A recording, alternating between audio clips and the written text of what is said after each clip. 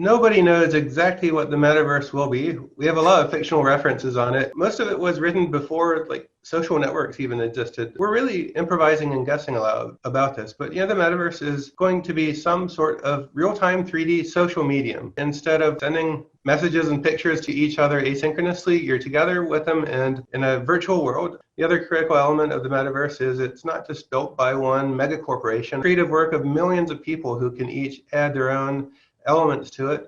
So it will be a massively participatory medium of a type that we really haven't seen yet. It's not just the work of one company. It's not just one company's product or revenue stream, right? We're talking about a mass participatory media, which needs to be an economy. And so the critical thing with this effort is to build out not just a 3D platform and set of technical standards, but also a fair economy in which all creators can participate, make money, and be rewarded. Principles ensuring that customers are treated fairly, that there's not massive fraud or scam. Companies have the freedom to release their own content and to profit from it, and figure out rules of an economy that both protect the consumers participating in the media, but also creators can succeed and they can really profit from their work and they can grow businesses around it. Well, when you're talking about something like the metaverse, the economy should actually be fairly complex and robust. There's a big supply chain behind this, right? If you have a website that takes money, then you can work with PayPal. In the case of the metaverse, you're also talking about huge shared online experiences. That means somebody's going to be hosting millions of servers. Somebody's going to have to spend billions of dollars building data centers. Facebook makes all the money from Facebook ads. YouTube has ads. Creators can earn some money from ads, but still the economics are wildly tilted towards YouTube. I would hope that the metaverse as a future medium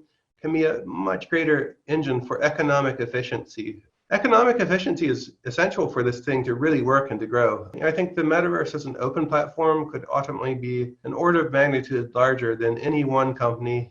Brands that put their page on Facebook suddenly found that, now brands have to pay money in order to post messages that people who decided to follow them wanted to read. The most plausible way the metaverse is going to rise isn't from one company. It's going to be from more and more companies and brands. I think interconnecting systems is a great way to move forward with this. And I think economic efficiency not only means a better environment for companies to do business, but also means a much fairer environment for consumers. But everybody's in a shared 3D environment in which all of these different software components can interoperate in one scene together in real-time 3D. There's actually a lot of operating cost in this.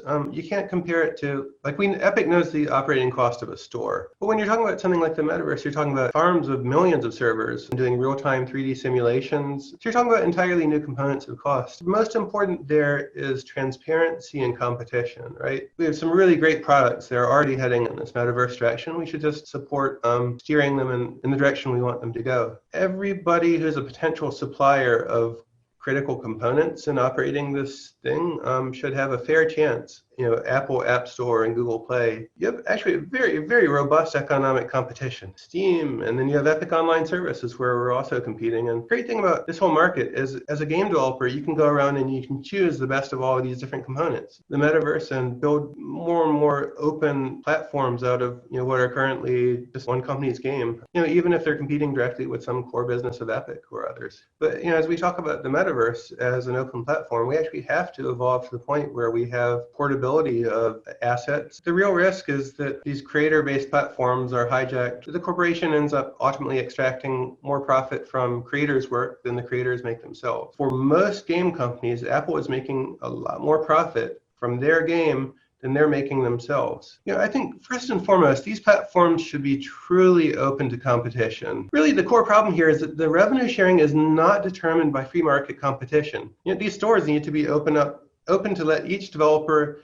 choose which components to use in their software. So really two principles. Number one is real open platforms where users can install software and developers can release software without permission. Number two is just this ability for apps from any source to be able to use services of their choosing and not be forced. You can't compare this directly to an app store. It might cost us more than 7% just to run the servers. Right. If we do something that causes all the Fortnite users to leave, then by the time we build the new system, the whole effort will have been for naught. And maybe some other company, maybe Facebook, will have taken over the space. There's complete transparency of where your costs are going, and developers have the right to choose among the different components. I heard from a Roblox creator who was complaining that Roblox only pays creators 20% of revenue. But there's no transparency, so you can't really know, right? But I think transparency and open competition there are the critical elements of it. Setting up a market where developers can choose among components with full awareness of their costs. Competitors can provide their own components. It's the key thing that keeps businesses honest. For companies to have principles on data security and really clearly state them. I think Fortnite, Minecraft, and Roblox are pretty widely recognized as the big contenders. Each is strong in a different area. I think Roblox has the best extant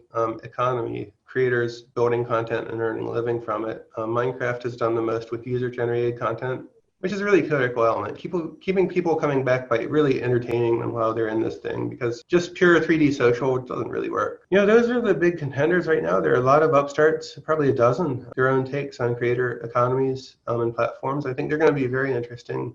They don't all necessarily have to be these massive 3D experiences. They could be a 100 million user ecosystem in the future. We don't even know about, haven't heard of, haven't seen their games, and what they might do in the future. We're going to really see gradual move in the direction of these becoming less and less standalone games and more platforms. And I think when we talk about the metaverse, what we're going to see is something that's not quite what we're talking about now, but has many elements of it. We won't even know what it is until more and more parts of it have emerged. I think that's going to be the really exciting part of it over the next 5 and 10 years, is watching this medium take shape, how it evolves, and how it comports with like the science fiction from the 1980s, and how it totally diverges and does unexpected things. The rules of this whole new medium have only partially been written so far. I think as game developers and game players, we're all going to play a part in creating this thing in the future. We aren't forceful in fighting for the world that we want as gamers and game developers. Even in 1991 and even in like 1985, we saw the potential for virtual worlds. When you connect a bunch of players together into a multiplayer experience, it's a 3D world and users can contribute their own content to it, then you're going to get something magical that goes way, way beyond a bulletin board or a social network or a traditional game. It's funny that 35 years later, we're still all working on it. We're so close now. It's